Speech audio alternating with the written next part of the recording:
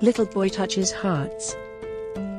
I was walking around a shopping mall when I noticed a cashier give this little boy some money. The boy about 5 or 6 years old. "I'm sorry, but you don't have enough money to buy this doll," said the cashier. "Granny," the little boy said, to the old woman next to him. "Are you certain I don't have enough money? You know you don't have enough money to buy this doll, my dear," said the old lady. Then she asked him to stay for 5 minutes while she went for a walk. She dashed out the door. The little boy was still hugging the doll. Finally, I approached him and asked him to whom he wanted to give this doll. The boy said, "It's the doll that my sister adored and wished for Christmas. She was certain that Santa Claus would give it to her."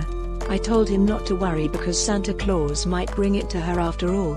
But he responded to me with sadness. "No, Santa Claus can't bring it to her right now. I need to give the doll to my mother, so she can give it to my sister when she visits." While saying this, his eyes were filled with sadness. "My sister has gone to be with God. Daddy says Mommy will see God soon, so I thought she could take the doll with her and give it to my sister." My heart almost stopped beating. The little boy continues to say, "I told Daddy to tell Mommy not to go yet. I need her to hold off until I get back from the mall." Then he showed me a lovely picture of himself. He was giggling.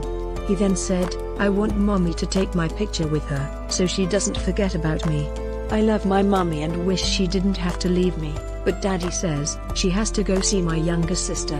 Then he looked at the doll again, this time with a tear in his eyes. I quickly grabbed my wallet and said to the boy, "How about we double check, just in case you do have enough money for the doll?" "Okay," he said, "I hope I've got enough." Without his knowledge, I added some of my money to his and we began counting it. There was enough for the doll and some extra cash.